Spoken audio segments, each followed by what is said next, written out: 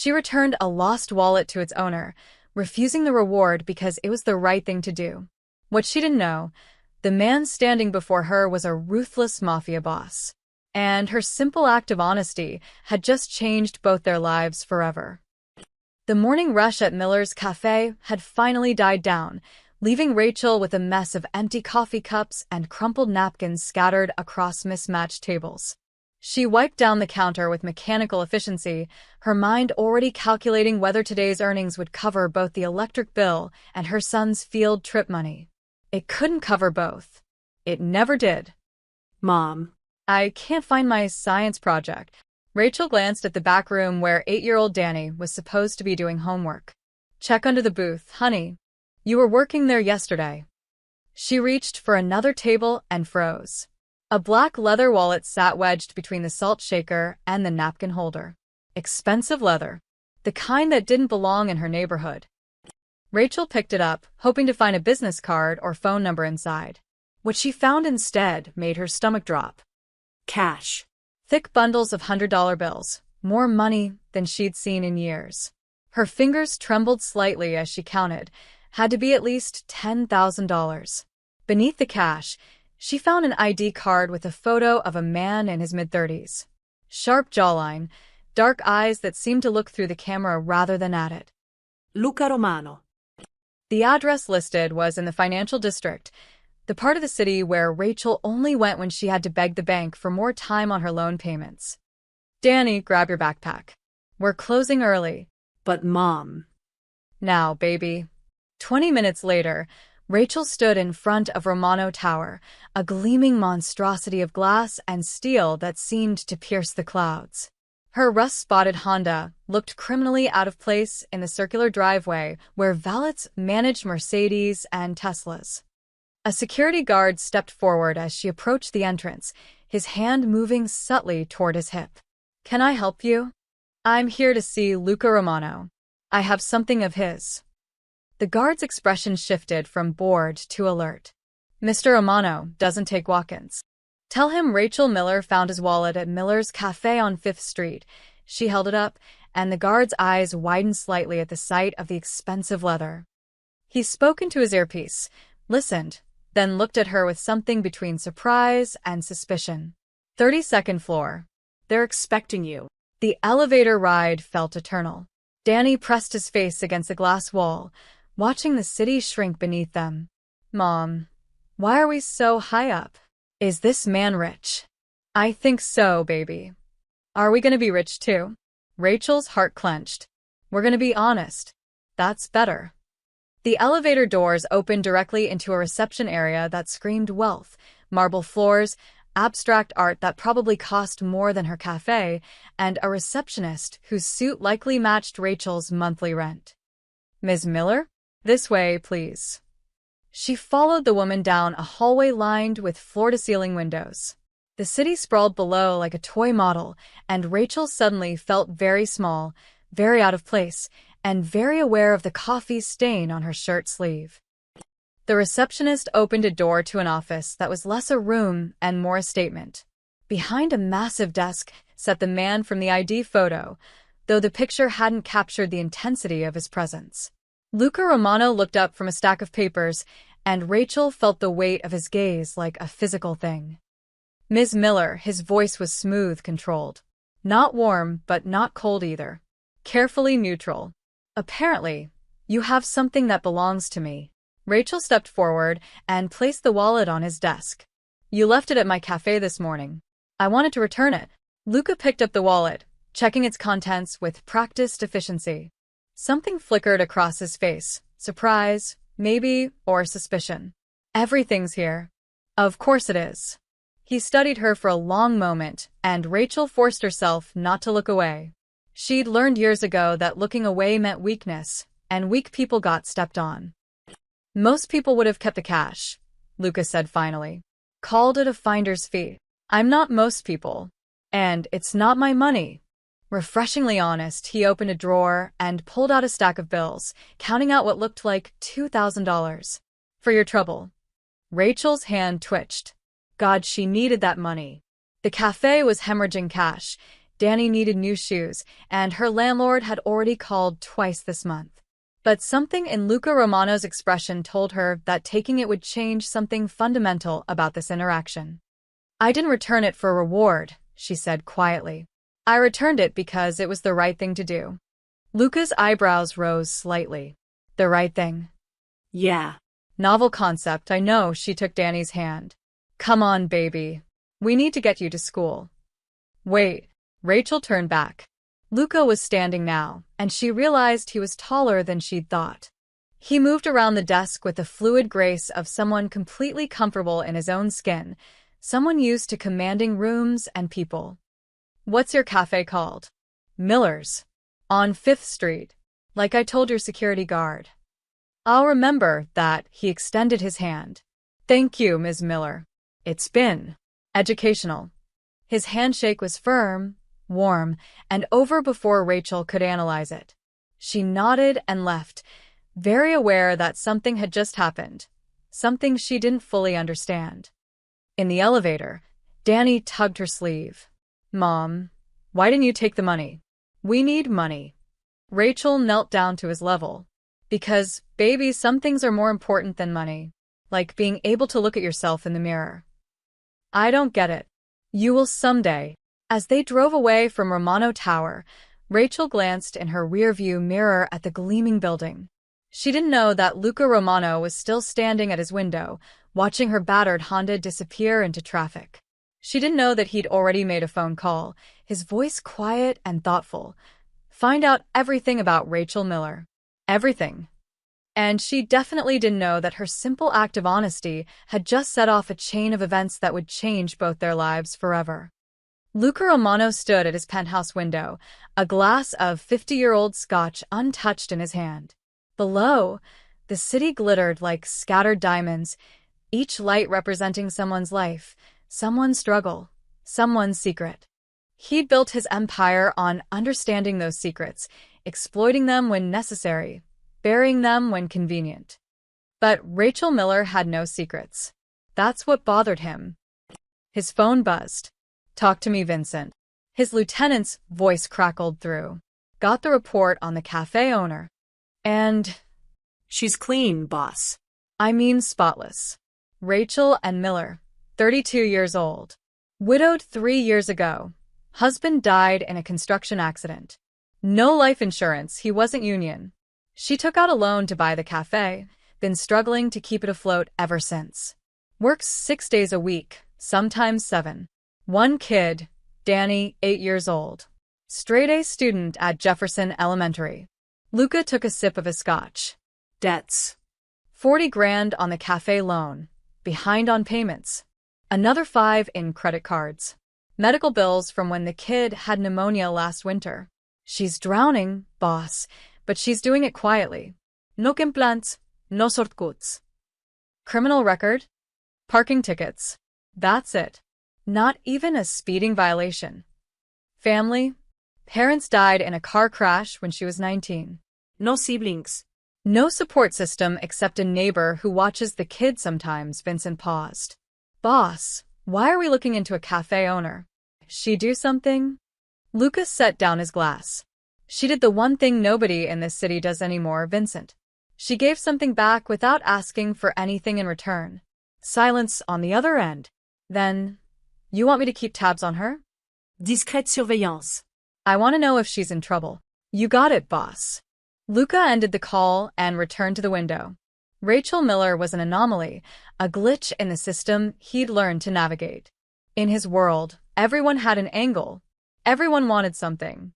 Power, money, protection, revenge. The currency varied, but the transaction was always the same. But she'd walked away from $2,000. Money that would have solved at least some of her problems. Money that most people in her situation would have grabbed, without hesitation. "I didn't return it for reward. I returned it because it was the right thing to do." Her words echoed in his mind. When was the last time someone had talked to him about doing the right thing? His mother, maybe, before cancer took her when he was 17. Before his father's gambling debts forced Luca into the family business. Before right and wrong became luxuries he couldn't afford. He'd killed his first man at 19. Not directly. He'd given the order, and someone else had pulled the trigger. But the weight of it was the same. That man had stolen from the Romano family, and in their world, theft demanded blood. Luca had thrown up afterward, alone in a bathroom where no one could see. His father had clapped him on the shoulder the next day. "You're a man now, son." A real Romano. 15 years later, Luca had lost count of the orders he'd given, the lives he'd ruined, the blood on his hands. He'd convinced himself it was necessary, that this was simply how the world worked. You took what you could, protected what was yours, and destroyed anyone who threatened your empire. Then a single mother with coffee-stained sleeves had walked into his office and reminded him that other worlds existed. Worlds where people still believed in doing the right thing, even when it hurt. His phone buzzed again. This time it was Marco, his underboss. "Boss, we got a problem with a Castellano shipment." "What kind of problem?" "They're shortchanging us. 30% light on the agreed weight. Set up a meeting. Tomorrow night, the usual place." "You want me to bring the full crew?" Luca paused, his reflection staring back at him from the darkened window. A week ago, he would have said yes.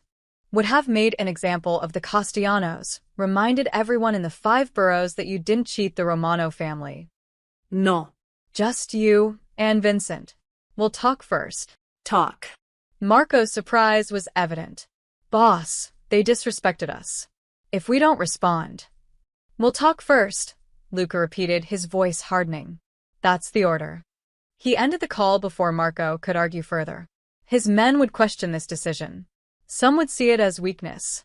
In his world, weakness was fatal.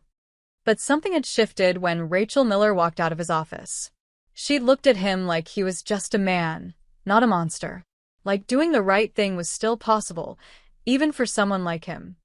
Luca returned to his desk and pulled open a drawer. Rachel's refused reward sat inside, $2,000 in crisp bills. He'd put it there after she left, unable to quite process what had happened. An honest woman in this city, he murmured to himself. Maybe the only one left. His computer screen showed the surveillance feed Vincent had already set up. Rachel's Cafe, a modest storefront wedged between a laundromat and a phone repair shop. Through the window, he could see her wiping down tables, that same mechanical efficiency from this morning. She looked tired. She looked like she was carrying the weight of the world on her shoulders. She looked real. And for the first time in 15 years, Luca Romano wondered if he remembered how to be real too. He picked up his phone one more time. "Vincent, what time does Miller's Cafe open?" 7 a.m., boss. "Clear my morning schedule. I'm going out." "Where to?" Luca smiled slightly. "To get a cup of coffee." Rachel had just flipped the cafe sign to open when she noticed the man standing outside. He wore jeans and a dark Henley instead of the expensive suit from yesterday, but there was no mistaking those eyes. Luca Romano studied her cafe like he was memorizing every detail: the chipped paint on the window frame, the faded awning, the crooked Miller's sign that she kept meaning to fix. Her heart did an uncomfortable flip. Men like him didn't come to neighborhoods like this without a reason, and reasons usually meant trouble. The bell chimed as he entered. "Good morning, Ms. Miller." "Mr. Romano." Rachel wiped her hands on her apron, forcing her voice to stay steady. "This is a surprise.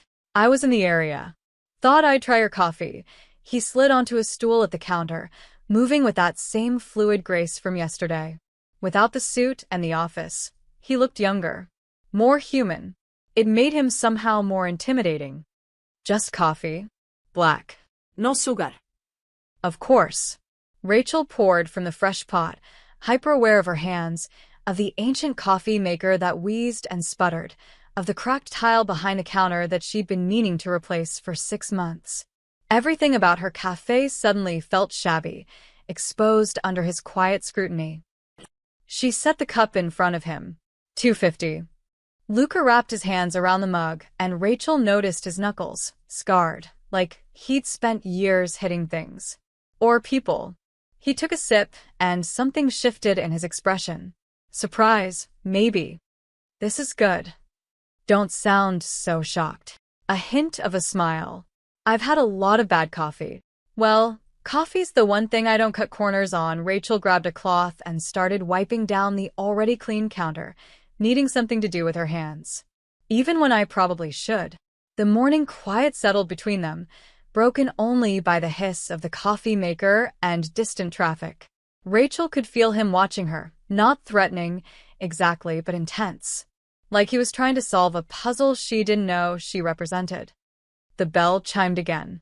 Mrs. Chen shuffled in, her usual Tuesday morning routine. Rachel, dear. My regular, please. Coming right up, Mrs. Chen. Rachel moved into the familiar rhythm of work, coffee with cream and 2 sugars, a blueberry muffin warmed for exactly 20 seconds. Mrs. Chen settled at her favorite table by the window, pulling out her crossword puzzle. You know all your customers, Luca observed.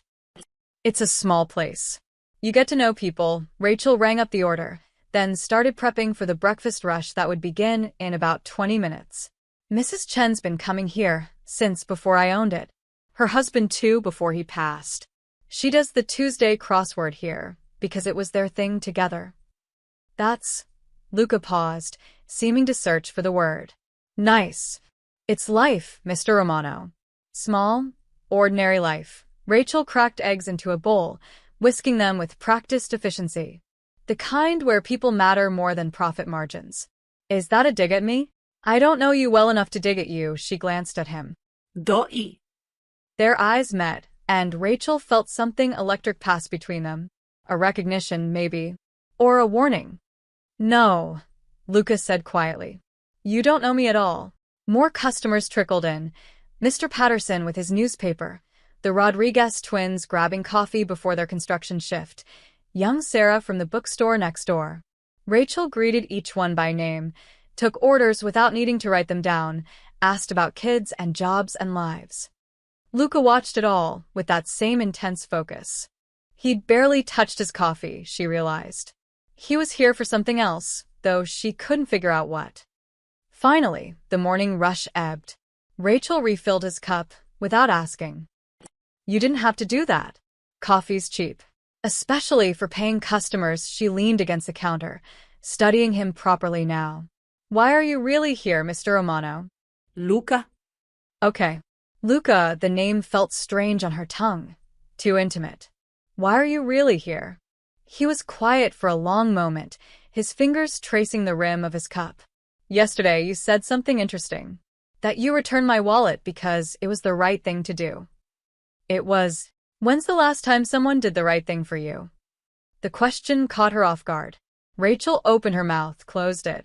Images flashed through her mind. Danny's father's funeral. The loan officer who'd taken a chance on her. Mrs. Chun who always left an extra dollar tip she couldn't afford. People do good things every day, she said finally. You just have to look for them. I haven't seen much good. Not in my world. Then maybe you're looking in the wrong places. Luca laughed, a short, sharp sound without much humor. You have no idea what kind of places I look. You're right. I don't. Rachel crossed her arms. And I'm guessing I don't want to know. Probably not. The silence that followed felt heavier than before. Rachel should have been intimidated.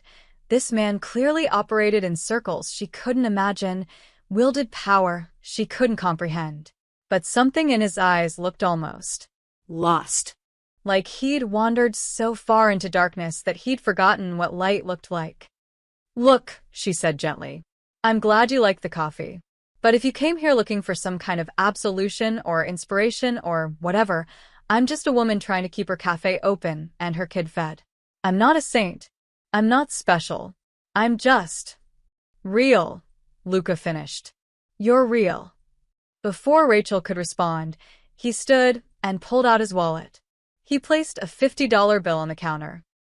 That's too much. Consider it a tip. For the coffee. And the conversation. He walked toward the door, then paused. Your son. Danny. He's a good kid?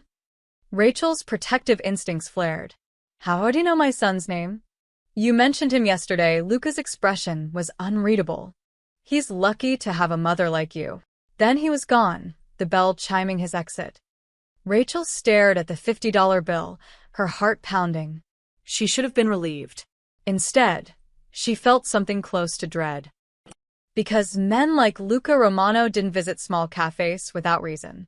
And whatever his reason was, Rachel suspected her quiet, ordinary life had just become a lot more complicated. The warehouse on the docks smelled like salt, rust, and old blood. Luca stood in the center of the cavernous space, hands in his pockets, watching two of his enforcers drag a man named Tony Castellano to his knees. Tony's face was already swelling, one eye nearly shut. "Boss," Vincent said quietly beside him. He skimmed 30 grand from the shipment. Split it with his cousin. We got the cousin in the car outside. Marco cracked his knuckles, eager. "Want me to make an example?" "Send the bodies to his uncle as a message." Luca looked at Tony, who was crying now, begging. The old Luca, the one from last week, would have nodded. Would have let Marco do what Marco did best. Would have reminded everyone in the 5 boroughs that stealing from the Romano family meant death. But he kept hearing Rachel's voice. "People do good things every day. You just have to look for them." "How old are you, Tony?" Luca asked. Tony blinked through his tears. "T23, Mr. Romano." "You got family? Besides your idiot cousin?" "A sister. She's got MS. Can't work." "I was just the medical bills are killing us and I thought." "You thought stealing from me was smarter than asking for help." I'm sorry. "Please, Mr. Romano." Please. "I'll pay it back. Every cent. Just don't." Luca held up a hand. The warehouse went silent. Even the distant sound of water lapping against the docks seemed to hold its breath. "Here's what's going to happen," Luca said, his voice carrying through the space. "You're going to pay back what you stole. 50% of your cut every week until the debt's clear. You're also going to give me the name of the clinic treating your sister." Tony's face twisted in confusion. "What? The clinic? Where is it?" "St. Mary's. On Lexington." "But I don't." "I'll make sure her bills are covered. Consider it a loan. You'll pay that back too, but interest-free. Take you about 3 years if you're smart with money." Luca stepped closer. "But if you ever steal from me again, Tony, I won't be this generous. Understand?" Tony nodded frantically, unable to speak. "Get him out of here," Luca told Vincent. "And get his sister's account information. I want those medical bills handled by tomorrow." Marco stepped forward after Tony was dragged away, his face a mask of disbelief. "Boss, what the hell is that?" "That was business. That was soft." Marco's voice rose. 3 years? You should've. "I should've what, Marco?" Luca's tone dropped to something dangerous. "Killed a 23-year-old kid because he was desperate? Put a bullet in him because he loves his sister?" Yes. "That's how this works. That's how it's always worked. You show mercy and everyone thinks they can steal from us." "Or," Luca said quietly, "they learn that loyalty is earned, not beaten into people." Marco stared at him like he'd grown a second head. "You've changed. Ever since that cafe woman." "Careful, Marco." The warning in Luca's voice was clear. Marco backed down, but the damage was done. The seed was planted. Vincent waited until Marco stormed off before speaking. He's not wrong, boss. "The men are talking. They're saying you've gone soft. Let them talk." Luca, Vincent rarely used his first name. When he did, it meant something serious. This world doesn't forgive weakness. You know that better than anyone. Your own father. "My father died in a pool of his own blood because he thought violence solved everything." Luca's jaw tightened. "I watched the Moretti family put 3 bullets in him over a perceived insult." "Over words, Vincent. Is that the legacy I want?" "It's the legacy you inherited." "Then maybe it's time to write a new one?" Vincent studied him for a long moment. "This woman, Rachel, she really got to you, didn't she?" Luca thought about the cafe that morning. The way Rachel had moved through her small world with purpose and grace. The way she knew every customer's name, their stories, their struggles. The way she'd looked at him, not with fear or calculation, but with honest curiosity. She reminded me that other ways of living exist, Luca said finally. Ways that don't involve warehouses and blood and bodies. You can't just walk away from this life. You know that. I'm not walking away. I'm changing the rules. The other families won't accept that. Then they'll have to adjust. That evening, Luca called a meeting with his capos, the 5 men who ran his operations across the city. They gathered in his office, confusion evident on their faces. Emergency meetings usually meant war or expansion. This felt like neither. Gentlemen, Luca began, standing at the window overlooking the city. We're making some changes to how we operate. What kind of changes? Asked Sal Benedetti, his oldest capo. We're reducing our footprint in certain volatile enterprises. I want a full audit of our loan sharking operations. Anyone we've been bleeding dry, I want realistic payment plans drawn up. Anyone who can't pay, we write it off. Stunned silence. Boss, Sal said carefully. That's millions of dollars. It's pocket change compared to our legitimate holdings. Which brings me to point 2. I want our legal operations expanded. Construction, shipping, real estate. We're going to shift focus. You're talking about going straight? Marco laughed bitterly from his corner. We're the Romano family. This is what we do. This is what we did, Luca corrected. Times change. We change with them or we die. The other families can do what they want. We're charting a new course, Luca turned to face them. I'm not asking for opinions. I'm telling you how it's going to be. Anyone who doesn't like it can leave. No hard feelings. No one moved, but Luca could see the doubt in their eyes. The resistance. Change never came easy, especially not in a world built on tradition and blood. But as he dismissed them and returned to his window, watching the city lights flicker like distant stars, Luca felt something he hadn't experienced in years. Hope. Rachel Miller had given him back his wallet. But somehow, without meaning to, she'd given him something far more valuable, the possibility of redemption. Rachel was stacking chairs on tables, the cafe finally quiet after another long day, when the bell chimed. She turned, ready to say they were closed, and froze. Mark Miller stood in the doorway. Her ex-husband looked worse than she remembered, thinner, unshaven, with that familiar glint of desperation in his eyes that had always preceded their worst fights. We're closed, Rachel said flatly. That's how you greet your husband? Ex-husband. 3 years ex. Mark stepped inside, letting the door swing shut behind him. Still bitter, I see. What do you want, Mark? I want to see my son. Rachel's grip tightened on the chair she was holding. You haven't called in 2 years. You missed his last 3 birthdays. You don't get to just show up and... He's my son, too. Mark moved closer, and Rachel caught the smell of cheap whiskey. I have rights. Rights you signed away when you left us with nothing but debt and a broken promise. I was grieving. My brother had just died, and you just expected me to keep pretending everything was fine. I expected you to be a father. Rachel's voice rose despite herself. Danny was 5 years old, Mark. He needed you, and you chose the bottle instead. Mark's face darkened. Yeah, well, maybe I've changed. Maybe I'm ready to step up now. Now? Now that he's 8 and doesn't even remember what you look like. Rachel set down the chair, crossing her arms. Where is this coming from? I've been thinking. A boy needs his father. And honestly, Rachel, look at this place, he gestured around the cafe with contempt. You're barely keeping it together. Working yourself to death. Danny deserves better. Better than a mother who loves him? Who's there every single day? Better than poverty. Mark leaned against the counter, a cruel smile playing at his lips. I'm getting remarried. Sarah, she's got money, a real house in the suburbs. We can give Danny stability, a proper education, things you can't afford. Rachel's blood ran cold. You're not taking my son.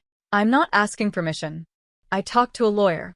Given your financial situation, the court might agree that Danny would be better off with me and Sarah. You're broke, Mark. You've been broke since your brother died. What lawyer? Sarah's lawyer. And she's not broke, Mark straightened, Enjoying this now. We're filing for custody next week. Thought I'd give you a heads up. Professional courtesy. Get out. You can't keep him from me, Rachel. I'm his father. You're a drunk who abandoned his family. Rachel's voice shook with rage. You think any judge will give you custody after you disappeared for 2 years? I think any judge will see a struggling single mother who can barely make rent working in a failing cafe in a bad neighborhood. They'll see a father who's turned his life around, got sober, got married to a woman with resources. Mark headed for the door, then paused. Oh, and Rachel? Danny told Sarah he wished he had a dad who came to his baseball games. Might want to work on that. The door chimed as he left, the sound echoing in the sudden silence. Rachel stood frozen, her mind reeling. Mark was full of threats, he always had been. But he'd never mentioned lawyers before. Never mentioned custody. And the way he'd said Sarah's name, with that smug certainty. Her phone buzzed.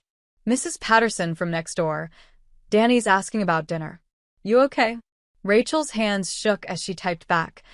Be there in 10 minutes. Thank you. She finished closing up in a daze, her mind spinning through scenarios. Could Mark really take Danny? Would a court actually consider it? She'd been late on rent twice this year. The cafe was drowning in debt. Her savings account had exactly $200.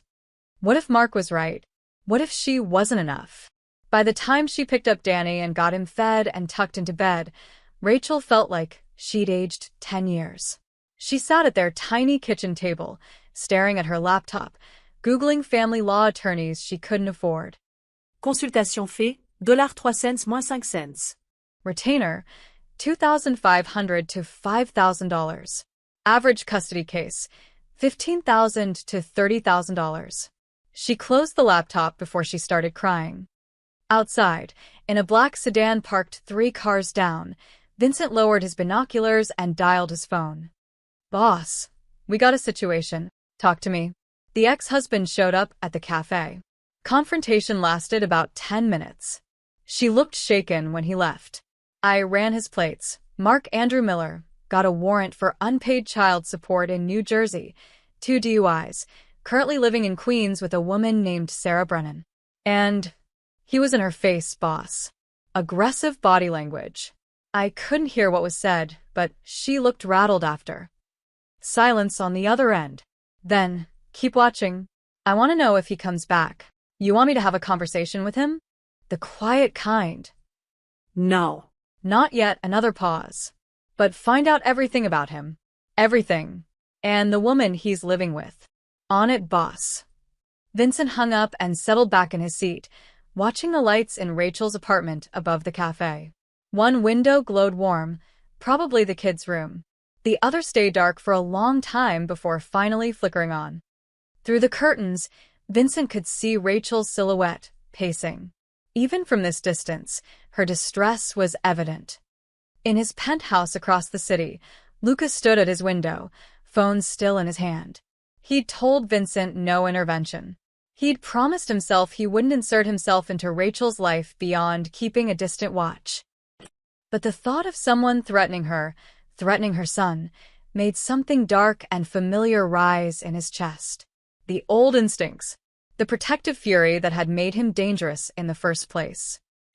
He pulled up a contact on his phone. Mitchell Grayson, attorney at law.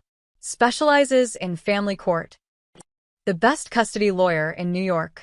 Owed Lucas several significant favors from a case involving a senator's son and some very unfortunate photographs. Luca's thumb hovered over the call button. She doesn't want your help, a voice in his head warned. She doesn't even know you. This isn't your problem. But another voice, quieter but stronger, whispered back. She gave you back your wallet when she needed the money. She refused your reward when it would have solved her problems. She's drowning, and she won't ask for a life preserver because she's too proud. Luca pressed call. Mitchell. It's Luca Romano. I need a favor.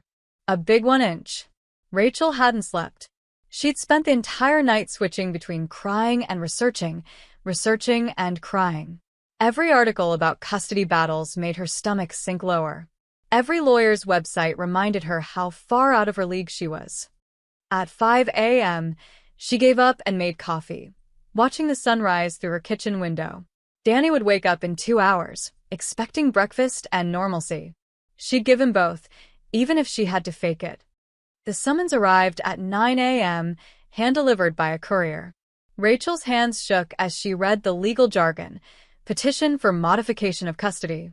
The hearing was scheduled for Friday, 3 days away. 3 days to find a lawyer she couldn't afford. 3 days to prepare a defense she didn't know how to build. 3 days before Mark could potentially rip her world apart. She called 6 law offices that morning.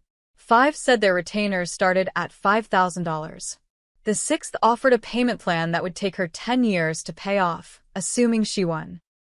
By Thursday afternoon, Rachel had resigned herself to representing herself in court. She printed out templates, read every article she could find, and prepared a statement that sounded desperate even to her own ears. Friday morning arrived like an execution date. Rachel dropped Danny at school, hugging him longer than usual. He squirmed away, embarrassed, having no idea that his entire future hung in the balance. She watched him run toward his friends, his backpack bouncing, and felt her heart splinter. Please, God. Please let me keep him. The courthouse was a maze of marble and bureaucracy. Rachel found the right courtroom, her stomach churning, and pushed through the doors. Mark sat on the other side with a blonde woman who must be Sarah, polished, confident, wearing a suit that probably cost more than Rachel's monthly rent. Next to them sat a lawyer in an even more expensive suit, reviewing documents with the air of someone who'd never lost a case. Rachel took her seat alone, clutching her folder of printed articles and handwritten notes. Then the doors opened behind her. A man in an immaculate charcoal suit walked in, carrying a leather briefcase that screamed sophistication. He was in his 50s, with silver hair and the kind of presence that made people instinctively defer to him. He walked straight to Rachel's table and extended his hand. "Ms. Miller? Mitchell Grayson. I'll be representing you today." Rachel stared at him. "I'm sorry, what?" "Your legal representation." He sat down, opening his briefcase with practiced efficiency. "Now, we don't have much time before the judge arrives, so let me brief you quickly on our strategy. I didn't hire you. I can't afford. Your representation has been arranged anonymously. Pro bono work through a legal fund." Mitchell's smile was reassuring but professional. "Trust me, Ms. Miller, you're in good hands." Rachel's mind raced. Legal fund? Nothing about this made sense, but across the room, Mark's lawyer had noticed Mitchell and his expression had shifted from confident to concerned. "All rise." The Honorable Judge Patricia Monroe presiding. The hearing began, and Rachel quickly realized she was watching a master at work. Mark's lawyer opened with their argument. Rachel's financial instability, her long work hours, the struggling cafe in a questionable neighborhood. He painted a picture of Danny living in poverty while Mark and Sarah could offer private schools, a big house, summer camps. Then Mitchell Grayson stood. "Your Honor," opposing counsel paints an interesting picture. "Let's examine it more closely." He pulled out a document. "Mark Miller has 3 outstanding warrants for unpaid child support in New Jersey, totaling $18,000. He hasn't contributed a single dollar to his son's welfare in 3 years. Mark's lawyer jumped up. "Your Honor, my client was dealing with grief that included 2 DUI arrests." Mitchell continued smoothly, one of which occurred while his son was still an infant. He turned to Mark. "Mr. Miller, where were you on Danny's 6th birthday?" I don't. Let me help. According to these phone records, you were in Atlantic City, at a casino, where you lost $7,000. Mitchell placed the records in front of the judge. "His 7th birthday? Miami. 8th birthday? You sent a text message. Would you like me to read it to the court?" Mark's face had gone pale. Sarah's hand clutched his arm, her confident smile cracking. "Now, regarding Ms. Miller," Mitchell's voice softened. "She works 60 hours a week to keep her small business afloat. She's never missed a parent-teacher conference. Never missed a doctor's appointment. Her son is an A student who describes his mother as the best person in the world. That's from his school essay, which I've submitted as evidence. He turned to face Mark and Sarah directly. Miss Brennan, you're engaged to Mr. Miller, correct? Sarah nodded stiffly. Have you met Danny? Once. Briefly. Once. And, Mr. Miller, how many of Danny's baseball games have you attended? I've been busy. 0. The answer is 0. Mitchell turned back to the judge. Your Honor, this isn't about providing a better life. This is about a father who abandoned his son, attempting to assuage his guilt by disrupting a stable, loving home. The judge reviewed the documents, her expression unreadable. Finally, she looked at Mark. Mr. Miller, these are serious allegations. The unpaid child support alone is concerning. Your Honor, I can explain. I'm sure you can. But not today. She closed the folder. Petition denied. Primary custody remains with Ms. Rachel Miller. Mr. Miller, you may petition for supervised visitation once you've addressed these outstanding warrants and completed a substance abuse evaluation. The gavel fell. Rachel sat frozen, unable to process what had just happened. Mark stormed out, Sarah trailing behind him. His lawyer gathered his papers with barely concealed irritation. Mitchell Grayson turned to her with a warm smile. Congratulations, Ms. Miller. I don't understand. Who paid for this? Who? Rachel's eyes widened. Luca Romano. Mitchell's expression remained perfectly neutral. As I said, anonymous donor. Legal fund. Mr. Grayson, please. I need to know. What you need to know, Mitchell said gently, packing his briefcase, is that you won. Your son is safe. Someone believes you deserved a fair fight. Does the rest really matter? He handed her his card. If Mr. Miller causes any more trouble, call me directly. Then he was gone, leaving Rachel alone in the emptying courtroom, her hands shaking with relief and confusion, and something that felt dangerously close to gratitude for a man she barely knew. Rachel stood outside Romano Tower for the second time in 2 weeks, but this visit felt completely different. Last time, she'd been returning something. This time, she was demanding answers. The same security guard from before recognized her immediately. Ms. Miller. Should I announce you? Tell him Rachel Miller is here, and she's not leaving until she talks to him. 5 minutes later, she was in the elevator, rising toward the 30th floor with her heart pounding. Anger and gratitude warred inside her chest, neither one winning. Luca was standing at his window when she entered, hands in his pockets, looking out at the city like he owned it, which she was beginning to suspect he partially did. Ms. Miller, he turned, unsurprised. I was wondering when you'd come. It was you. The lawyer. I don't know what you're talking about. Don't. Rachel's voice was sharp.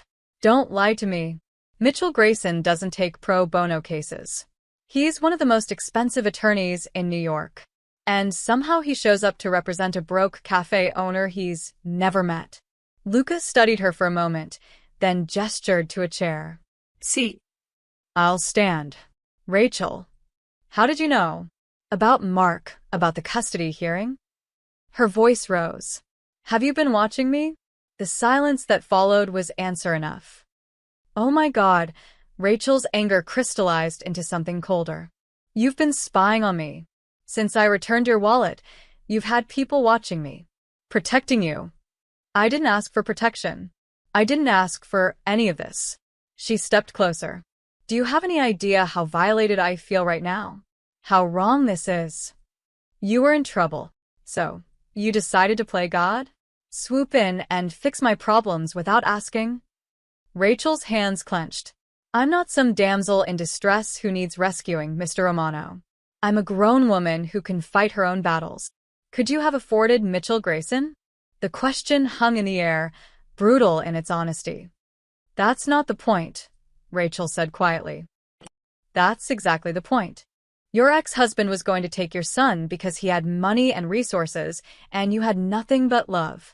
Tell me that's justice. It's life. And life isn't fair, but that doesn't give you the right to...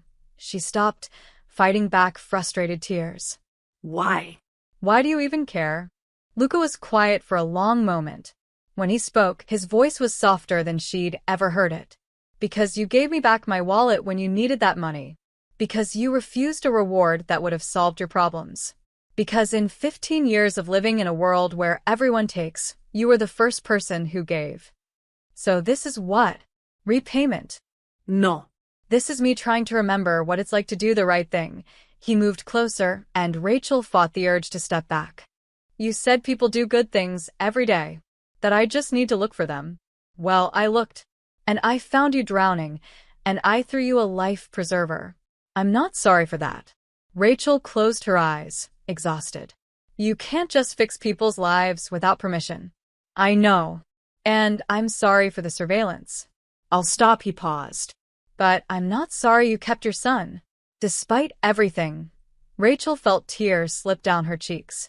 The relief of winning, the violation of being watched, the confusion of owing a debt to a man she didn't understand. It all crashed over her at once. I don't know if I should thank you or slap you, she admitted. Both seem reasonable. A surprised laugh escaped her. She wiped her eyes, suddenly aware of how she must look, running on no sleep, wearing her cafe uniform, crying in a penthouse office. There's something else, Luca said. He returned to his desk, pulling out a folder. You're good with numbers. I've seen how you manage your cafe, the inventory tracking, the budget management. You're keeping a failing business afloat through pure financial efficiency. Where is this going? I need someone honest to handle my accounts. My books, he set the folder in front of her. Someone who isn't afraid to tell me when something doesn't add up. Rachel opened it, scanning the numbers. Her eyes widened. This is a lot of money. Romano Holdings has diverse interests. Construction, shipping, real estate development. He watched her reaction carefully. Some of those interests exist in legal gray areas. I'm trying to change that, but I need someone I can trust to help me sort through it. You barely know me. I know you returned $10,000 when you were behind on your rent. I know you refused a $2,000 tip. I know you fought for your son, even when you thought you'd lose. Luca leaned against his desk. Trust has to start somewhere. Rachel stared at the numbers, her mind racing. The salary listed would change her life. Pay off the cafe's debts, give Danny everything he needed, let her breathe for the first time in 3 years. But she'd heard the rumors about Luca Romano. Seen the way people moved out of his way, the respect that looked more like fear. She wasn't naive enough to think all his money came from construction and real estate. I can't be part of anything illegal, she said firmly. That's exactly why I'm asking you. I want to move away from the illegal operations. Transition everything to legitimate business. But I need someone who'll actually hold me accountable.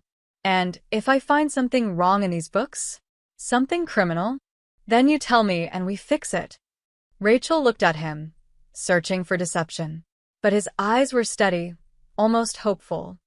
One condition, she said finally. I do this clean.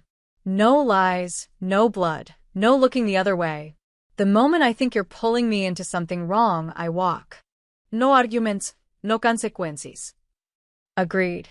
And no more surveillance. No more secret lawyers. If I need help, I'll ask. Agreed. She took a deep breath. Then I guess I'm working for you. For the first time since she'd met him, Luca Romano smiled. A real smile that reached his eyes and made him look years younger. Welcome to Romano Holdings, Ms. Miller. Rachel shook his extended hand, ignoring the voice in her head screaming that she was making a deal with the devil. But maybe, just maybe, even devils could be redeemed. 3 weeks into her new position, Rachel sat in her office at Romano Holdings, an actual office with windows and a door that closed, surrounded by financial records that made her head spin. And her stomach turn. She'd started with the real estate division, expecting complicated but legal transactions. What she found instead was a labyrinth of shell companies, cash payments with no paper trail, and properties acquired through methods that made her profoundly uncomfortable. Rachel pulled up another file. A construction contract with the city, won through a bid that had somehow eliminated all other competitors. She cross-referenced the dates with campaign donations and felt her suspicions solidify into certainty. Find something interesting? She jumped. Luca stood in her doorway, 2 coffee cups in hand. He'd started bringing her coffee every morning, always black, the way she made it at her cafe, and somehow it had become their ritual. Define interesting, Rachel said, accepting the cup. Luca closed the door and sat across from her. In the past 3 weeks, they'd developed an easy working relationship. He listened when she talked, never dismissed her concerns, and seemed genuinely interested in her insights. It would have been pleasant if not for the growing pile of questionable transactions she kept uncovering. The Henderson property, Rachel said, turning her laptop toward him. We acquired it for 30% below market value. The previous owner declared bankruptcy 2 weeks after selling. And his business collapsed after 3 of his major clients suddenly terminated their contracts. All on the same day, she pulled up another document. Those clients? They're all connected to Romano Holdings through various subsidiaries. Luca's expression didn't change. That's how business works sometimes. That's extortion, Luca. The use of his first name had become natural, though it still felt intimate in a way that made her slightly uncomfortable. He noticed his eyes flickered with something she couldn't quite read. The man was sitting on prime waterfront property and refusing to sell, Luca said calmly. We needed that land for the harbor development project. So you destroyed his livelihood. So we encouraged a business decision. Rachel closed her laptop with more force than necessary. This is exactly what I was afraid of. You said you wanted to go legitimate, but these records show business practices that have been standard for decades, Luca interrupted. You think the other corporations in this city got where they are by playing nice? This is how the game works. Then change the game. Rachel stood, frustrated. You have enough money and power to do business honestly. Why don't you? Because honest businesses fail. They get crushed by competitors who don't play by the rules. Or they succeed because people respect integrity. She moved to the window, looking out at the city. I've been going through your books for 3 weeks now. Do you know what I found? You have legitimate operations, making incredible profits. The construction division alone is generating millions.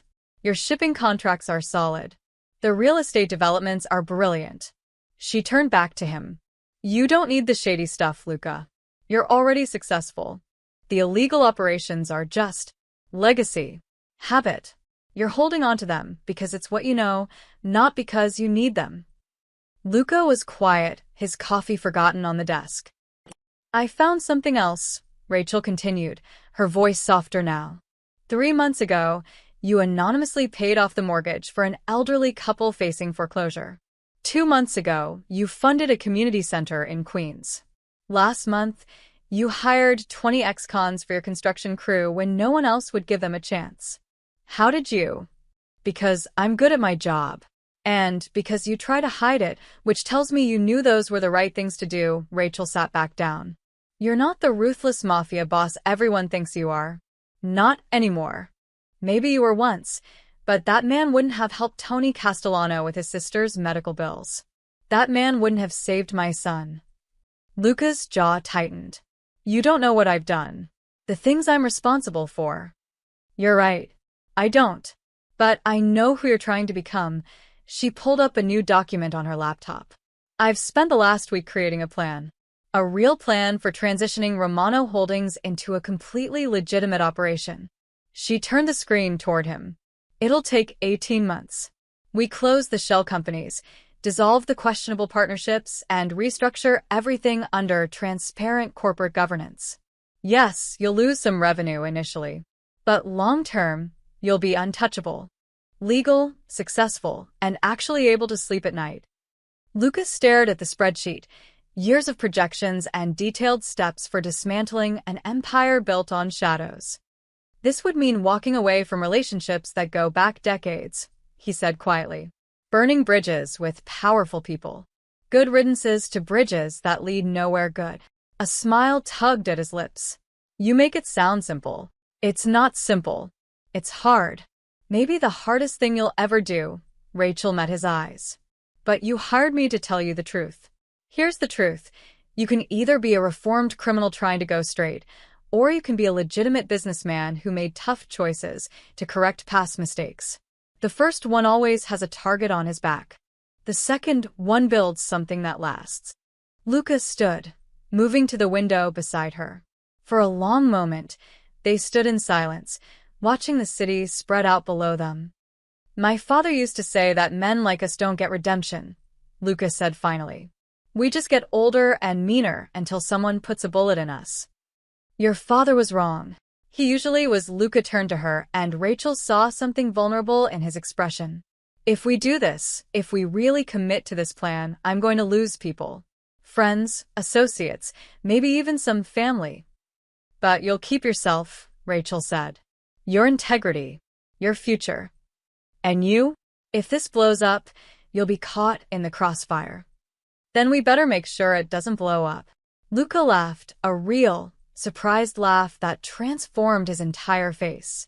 How did you get so fearless? I'm not fearless.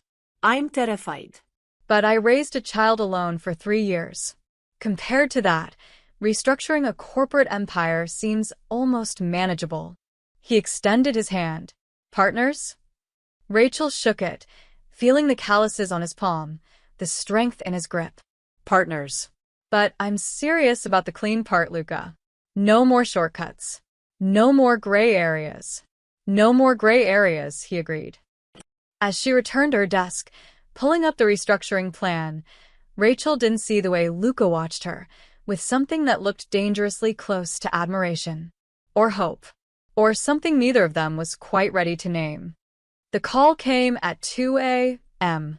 Luca answered on the first ring, already knowing it meant trouble. Good news never arrived in the middle of the night. Boss, we got a problem. Vincent's voice was tight. The Moretti family just intercepted our shipment at the docks.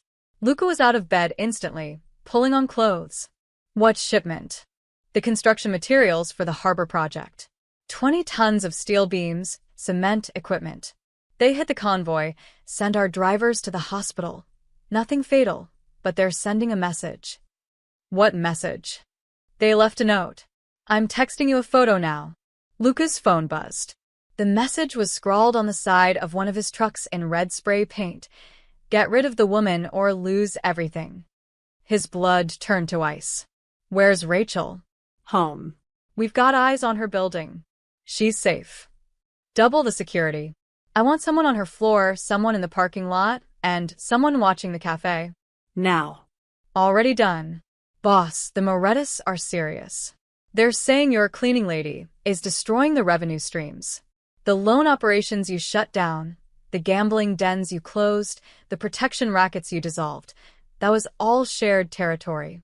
They're losing money because you're going legit. Luca grabbed his keys.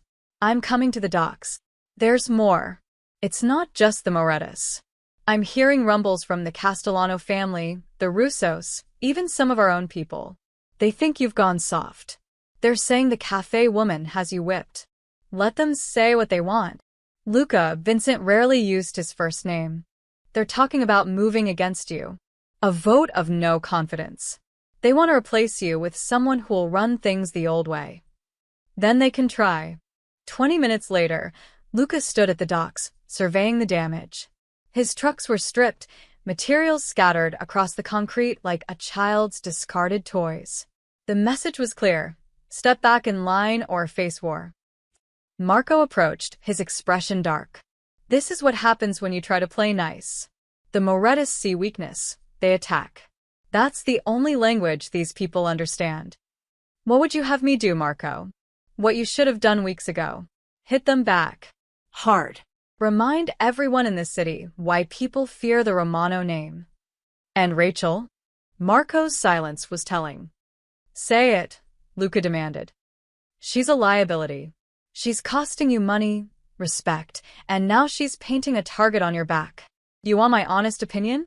Pay her off, send her away, and get back to business. No. Boss. I said no. Luca's voice dropped to something dangerous. Rachel Miller is under my protection. Anyone who touches her answers to me. Make sure that message reaches the Morettas, the Castellanos, and anyone else who's forgotten who they're dealing with. You're choosing her over the family? I'm choosing the future over the past. Luca turned to face his assembled men, capos, enforcers, soldiers who'd followed him for years. I'm done with the old ways. We're going legitimate, and anyone who doesn't like it can walk right now. No hard feelings. No one moved, but Luca could feel the resistance, the doubt radiating from them. The Morettas think I've gone soft, Luca continued. They think because I'm not burning down buildings and breaking legs anymore, I've lost my edge. Let me be clear. I'm offering peace, not surrender. There's a difference. And if they don't accept peace? Vincent asked. Then we remind them why peace was a good idea. The meeting with the Morettas was arranged for the following night at a neutral location, an old restaurant that had served as a meeting ground for the 5 families for decades. Luca arrived with Vincent and Marco, leaving his other men outside as tradition demanded. Don Moretti sat at the head of the table, a man in his 60s with cold eyes and colder hands. His 2 sons flanked him, both eager for violence. Luca Romano, the Don said. You've caused quite a disruption. I've restructured my business operations. That's my right. Your restructuring is costing the rest of us millions. The loan operations brought steady income. The gambling and protection, those were shared territories. You don't get to just walk away. I just did. The younger son, Tony Moretti, slammed his hand on the table. You're destroying the infrastructure our fathers built. And for what? Some woman. Careful, Luca said softly.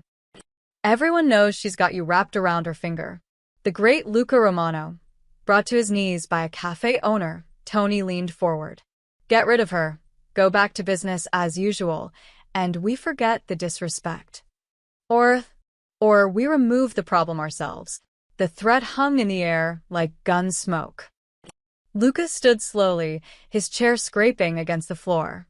When he spoke, his voice carried the weight of every violent year that had built his reputation. Let me make this perfectly clear.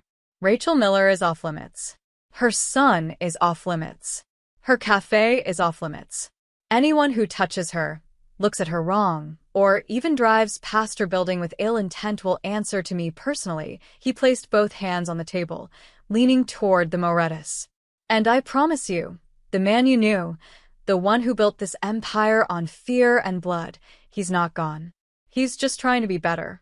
But if you force my hand, I will burn every bridge in the city. I will dismantle your operations piece by piece. I will make you wish you'd accepted my peace. Don Moretti's eyes narrowed. You threaten the 5 families over one woman. No. I'm drawing a line in the sand over principle. The old ways are dying. I'm offering a path forward. But if you want war instead, Luca straightened. I've never lost a war. There's always a first time. Then I guess we'll find out. Luca headed for the door, then paused. You have 48 hours to decide. Peace or war. Choose wisely. As they left the restaurant, Marco muttered, You just declared war on the 5 families. No, Luca corrected. I offered peace. They're the ones choosing war. Vincent pulled up the car. What now? Luca checked his phone. A text from his security team. R. Miller safe. No movement near her location. Now we prepare. If they want the old Luca Romano, they're about to remember why that's a bad idea. Rachel locked the cafe's front door, exhaustion settling into her bones. It had been a brutal day. The espresso machine had broken, she'd burned a batch of muffins, and 3 regulars had complained about the price increase she'd been forced to implement. Danny was at a sleepover, which meant she could actually go home and collapse without having to pretend everything was fine. She didn't notice the black sedan parked across the street. Didn't see the 2 men watching her from the shadows. The parking lot behind the cafe was poorly lit, something she'd been meaning to fix but couldn't afford. Rachel fumbled with her keys, her mind already on the hot bath waiting at home. Rachel Miller? She spun around. 2 men in dark clothing, faces obscured by masks, stood between her and her car. Every instinct screamed danger. Who are you? She backed toward the cafe door, hand searching for her keys. Someone wants you to disappear. The taller one pulled out a gun. Rachel's world narrowed to that single point of metal glinting in the streetlight. She'd never seen a real gun pointed at her before. It was smaller than she'd imagined. More terrifying. Please, she heard herself say. I have a son. Should have thought of that before you started messing with things that don't concern you. The shorter man moved forward. Rachel threw her purse at him, a desperate, useless gesture, and tried to run.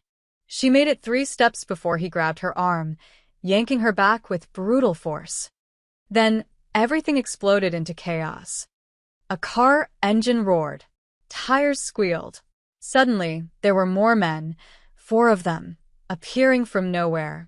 Vincent, she recognized him from Romano Holdings. The others were Luca's security team. Get down, Vincent shouted at her. Rachel dropped to the ground as fists started flying. The masked man holding her released his grip to face the new threat.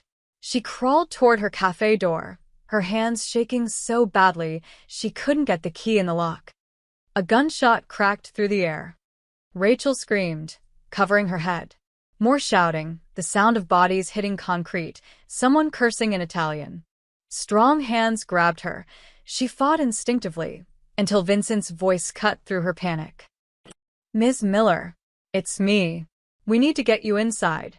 Now. He half-dragged, half-carried her into the cafe, slamming the door behind them. Through the window, Rachel watched the fight continue. The 2 masked attackers were outnumbered, but desperate. One of Luca's men went down, blood blooming on his shoulder. The fallen attacker's gun lay on the concrete, just a few feet away. Rachel didn't think. She shoved past Vincent, threw open the door, and ran. Her fingers closed around cold metal just as one of the masked men lunged at Vincent from behind. Vincent! She raised the gun with both hands, the way she'd seen in movies, and fired straight up into the air. The explosion was deafening. The recoil nearly knocked her over. But everyone froze. Attackers, defenders, everyone staring at the terrified woman holding a gun she barely knew how to use. Sirens wailed in the distance. Someone must have called the police. The masked men ran, disappearing into the darkness like smoke. Luca's security team didn't pursue. They were too busy securing the perimeter, checking injuries, and staring at Rachel like she'd grown a second head. Vincent gently took the gun from her trembling hands. Ms. Miller, you shouldn't have. They were going to hurt you. Her voice sounded strange, distant. I couldn't let them. Her legs gave out. Vincent caught her before she hit the ground, guiding her to sit on the cafe's steps. The adrenaline was draining away, leaving her hollow and shaking. Red and blue lights flooded the parking lot. Police cars, an ambulance. Rachel answered questions in a daze, her voice mechanical. Yes, she owned the cafe. No, she didn't know the attackers. Yes, she'd fired the gun. No, she didn't have a permit. The weapon was discharged in self-defense, Vincent told the officers smoothly. Multiple witnesses. We'll provide full statements. Then another car arrived, driving too fast, stopping with a screech of brakes. Luca emerged like a storm, his face a mask of controlled fury. He scanned the scene, his injured man being loaded into an ambulance, the police securing the area, and finally, Rachel sitting on the steps wrapped in a shock blanket. Their eyes met across the parking lot. He was beside her in 3 long strides, kneeling down to her level. Are you hurt? Rachel shook her head, unable to speak. Did they touch you? Vincent stopped them. Your men, they saved my life. Luca's jaw clenched. He turned to Vincent. Report. 2 attackers, both masked. Professional job. They were waiting for her. We intercepted before they could extract her. Moretti? Most likely. Luca stood, and Rachel saw something frightening in his expression. The ruthless Mafia boss everyone whispered about. The man who'd built an empire on fear. This wasn't the person who brought her coffee every morning. This was someone capable of terrible things. Luca, she said, and he immediately softened, turning back to her. I'm taking you somewhere safe. I need to go home. Danny's at a sleepover, I have to. Vincent's already checking on him. He's safe, I promise. Luca helped her to her feet. But you can't stay here. Not tonight. This is your fault. The words came out sharper than Rachel intended, but she was too shaken to care. You brought this to my door. Those men came here because of you, because of whatever war you're fighting. The police officers and Luca's men suddenly found other things to look at. You're right, Luca said quietly. This is my fault. And I'm sorry. But right now, I need you to trust me long enough to get you somewhere they can't find you. Rachel looked at him, this dangerous, complicated man who'd somehow become part of her life. She should refuse.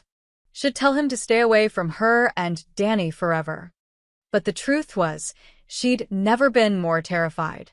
And despite everything, despite the violence and the secrets and the world she didn't understand, she knew Luca Romano would die before he let anyone hurt her.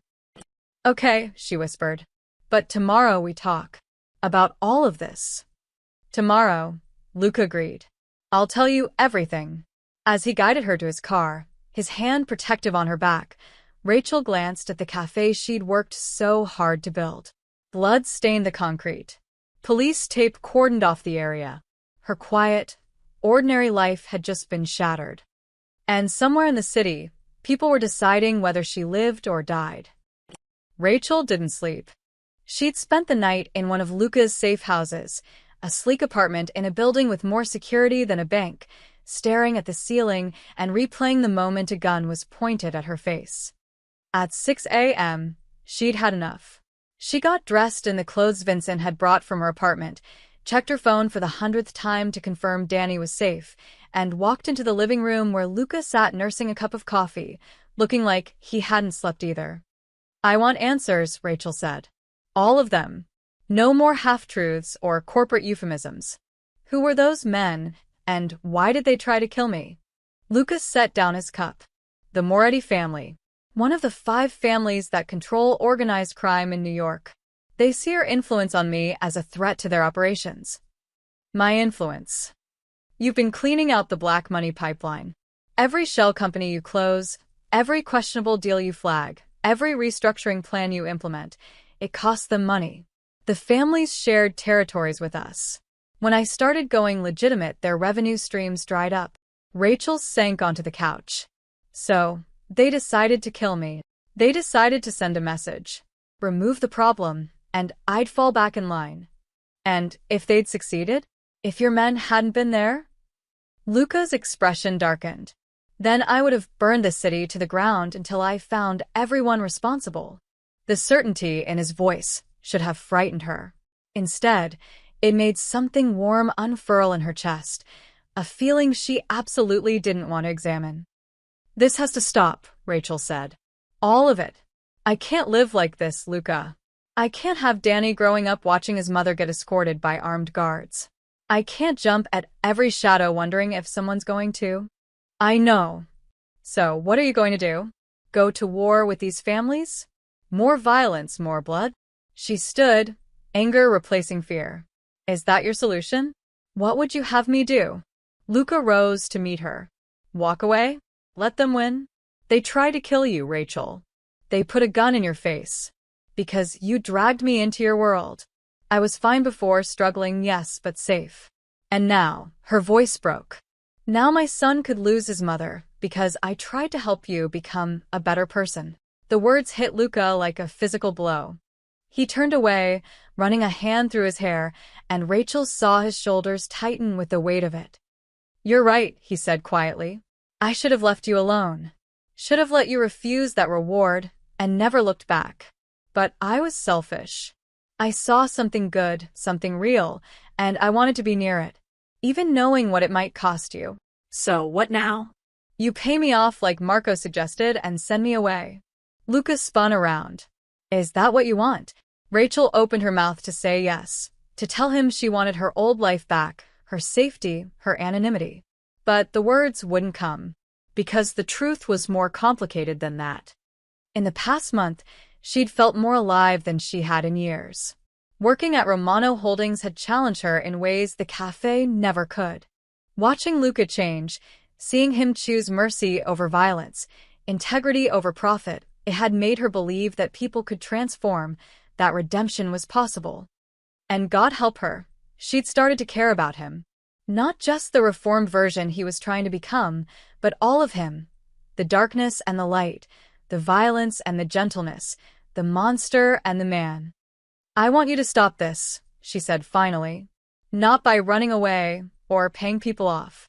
By actually committing to the change. No more halfway measures. No more foot in both worlds. Rachel, I've been going through your books for a month. I see the progress, but I also see you hedging your bets. Keeping connections to the old operations, maintaining relationships with people who want you to fail at going legitimate." She stepped closer. "If you walk away, if you really commit to building something clean, then everything you built crumbles. You said that yourself. Thousands of people lose their jobs. Then, what's the alternative? Build something better." Rachel's voice was fierce now. "You have the resources, the intelligence, the power. Use it to create legitimate businesses that actually help people. Employ ex-cons who need second chances. Invest in neighborhoods everyone else abandoned. Prove that you can be successful without the violence and crime. The families won't accept that. Then let them reject it. You don't need their acceptance.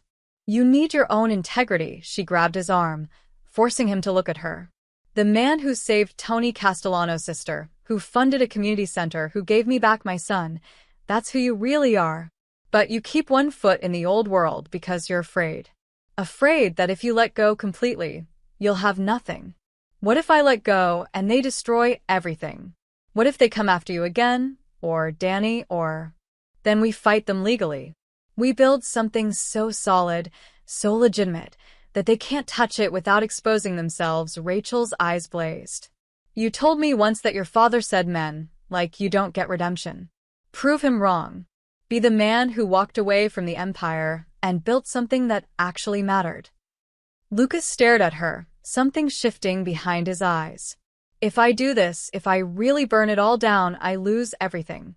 Friends, family, the respect I spent 15 years building. But you keep yourself. Your soul. Your future." She softened her voice. "And maybe, just maybe, you get to be the kind of man who sleeps at night."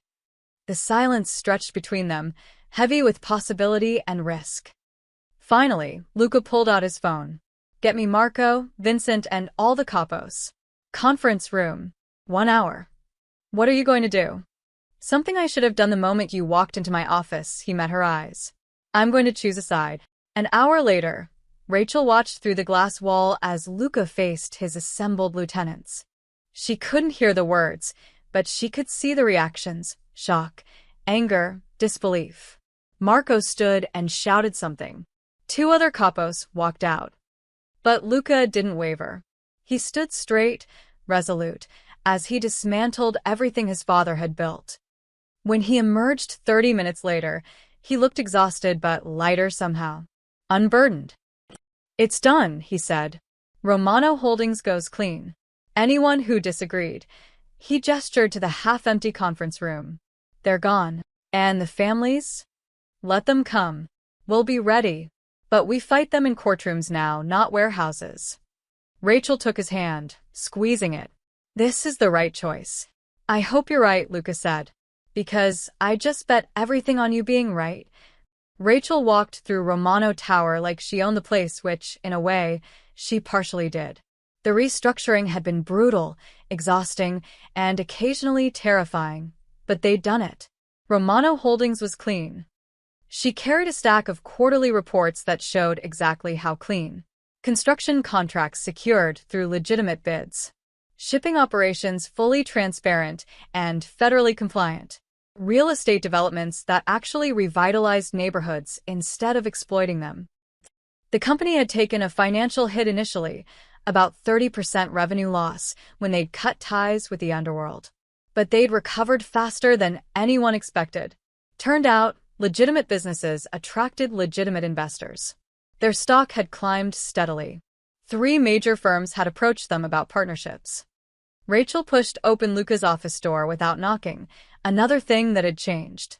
They'd become partners in every sense of the word, though neither had been brave enough to define exactly what that meant. Luca stood at his window, the same spot where she'd first confronted him months ago. But everything else was different now. The harbor development project broke ground this morning, he said without turning around. No Moretti interference. No threats. Just honest construction. That's because the Morettis are too busy with their own legal problems. Rachel set down the reports with satisfaction. Turns out, when you're not protecting them anymore, the FBI gets very interested in their operations.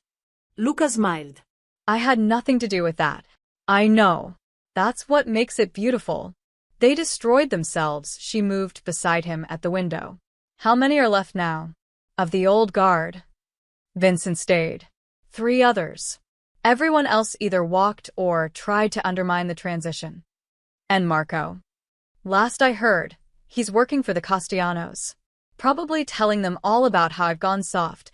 Luca's voice held no bitterness, only acceptance. Rachel studied his reflection in the glass. He looked different than the man she'd met 4 months ago, still powerful, still intense, but the hardness around his eyes had softened. He smiled more, laughed occasionally, looked like someone who actually slept at night. Danny asked about you yesterday, she said. Luca turned to her, interested. Yeah. He wanted to know if you were going to come to his baseball game on Saturday. Rachel watched his reaction carefully. I told him I'd ask. I'd like that. They'd been careful around Danny, Luca keeping his distance, Rachel not wanting to confuse her son about who this man was in their lives. But Danny had noticed anyway, the way kids always do. Had started asking why Mr. Romano brought his mom coffee every morning, why he made her smile in a way she hadn't smiled in years. There's something else, Rachel said. She reached into her bag and pulled out a familiar black leather wallet, the same one that had started everything. She'd kept it all these months, waiting for the right moment. She placed it on his desk. Luca picked it up, confused. My wallet? I thought I'd lost this. You gave it to me, the day you hired me.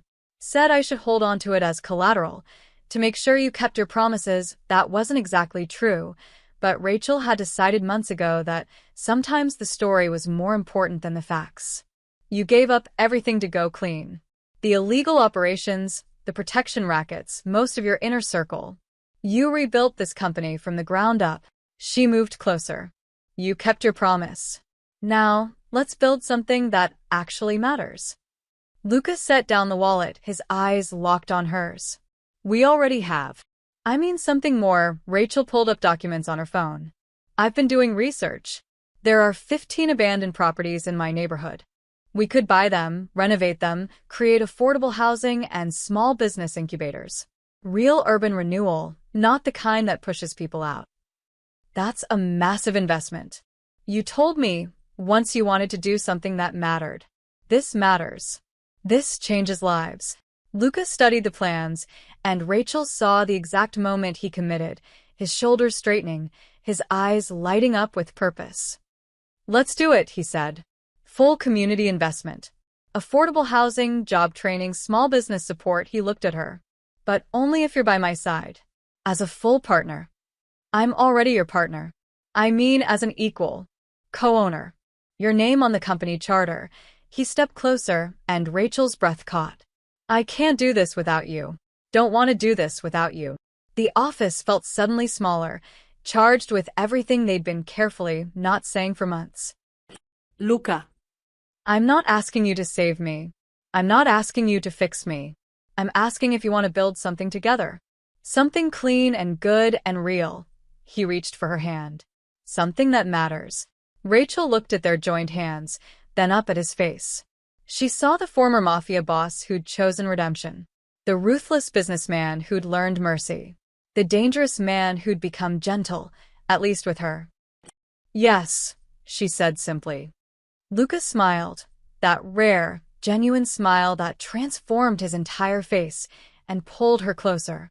Then let's get to work. Now. Now, he kissed her forehead, then her cheek, giving her time to pull away. When she didn't, he kissed her properly, soft and careful and full of promise. When they finally broke apart, Rachel laughed. That's not work. That's the best part of partnership. Mixing business with pleasure. She pushed him playfully. You're impossible. And you're stuck with me. Rachel looked around the office, sunlight flooding through floor-to-ceiling windows, the city sprawling below them, documents for legitimate businesses covering every surface. They'd torn down an empire built on darkness and fear. Now they were building something in the light. There are worse fates, she admitted. Luca pulled her close again, and this time Rachel melted into him, without hesitation. Outside, the city continued its endless motion. Inside, two people who'd found each other through an act of simple honesty were proving that redemption wasn't just possible, it was beautiful. The single mother and the reformed mob boss. The woman who'd returned a wallet and the man who'd found his conscience. Together, they'd build something extraordinary. Together, they'd already begun. The end.